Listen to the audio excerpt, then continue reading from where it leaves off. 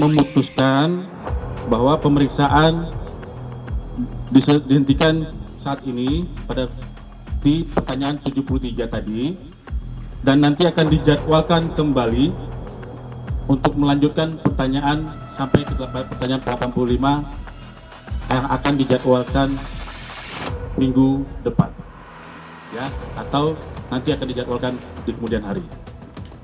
Itu yang bisa kami sampaikan. Belum dilakukan penahanan, ya, belum dilakukan penahanan terhadap yang bersangkutan, karena penilaian dari penyidik hingga pada saat ini masih kooperatif dan masih kapanpun diminta kehadirannya oleh penyidik, yang bersangkutan masih bersedia untuk hadir kapanpun oleh penyidik. Responnya agak kecewa ya, karena sebenarnya Dotif berharap adanya penahanan dilakukan di hari ini, tapi kemungkinan nanti akan penjadwalan untuk panggilan kedua, ya insya Allah akan dilakukan penahanan di panggilan tersebut.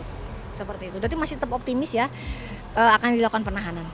Barang buktinya ada 3, seperti yang sudah disebutkan di respon kemarin.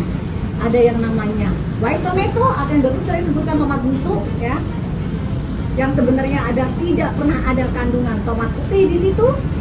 Dan yang kedua adalah DNA salmon, yang ketiga adalah stem cell. Ya, kerugiannya bisa dihitung ratusan miliar. Ya, jadi pada saat beliau untuk pamer dengan menghasilkan omset 41 miliar, salah satu yang terjual adalah produk yang Dotif laporkan.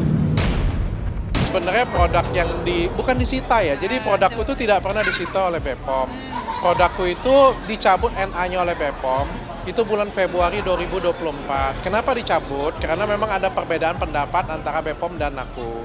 Jadi produk tersebut, kalau ada ChatGPT nih boleh dicari, produk nomor NA dicabut BPOM. Salah satunya adalah produkku, ada 12 produk ya, salah satunya produkku. Dan kalian bisa baca alasannya kenapa dicabut.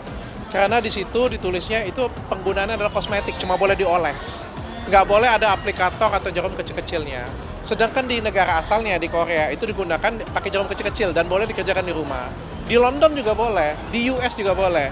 Cuma di Indonesia karena regulasinya belum ada, sehingga itu menjadi perdebatan kemarin. Aku bilang ya sebenarnya aman-aman aja. Cuma BPOM bilang kami tidak sependapat karena regulasi seperti itu.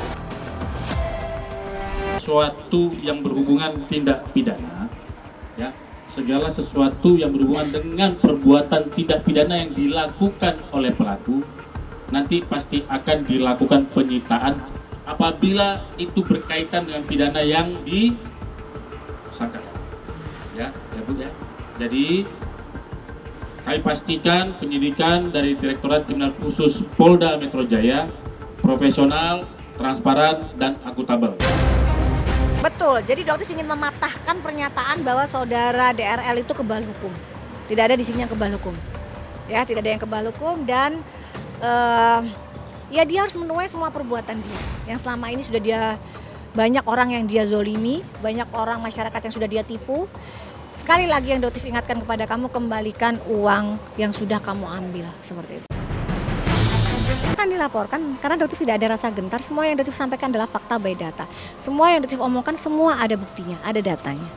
Jadi kalau mau melaporkan silakan, bahkan Dotif sering bilang kan, tuntut dong Dotif, tuntut gitu ya. Karena yang Dotif lakukan itu by data. Enggak pernah Dotif berkata sesuatu yang tidak ada datanya.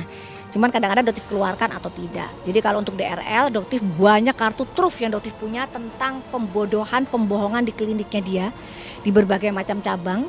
Tentang stem cell, tentang sekretom, banyak sekali. Jadi nanti kita akan buka di pengadilan jika memang pelaporannya dia di Polres Jakarta Selatan Jalan P21. Meskipun sangat diragukan akan Jalan P21. Karena undang-undang kesehatan itu kan lumayan ya ancaman pidananya. Apalagi ini seorang dokter yang seharusnya tahu bahwa menggunakan jarum yang diulang berkali-kali itu kan merusak kulit kita.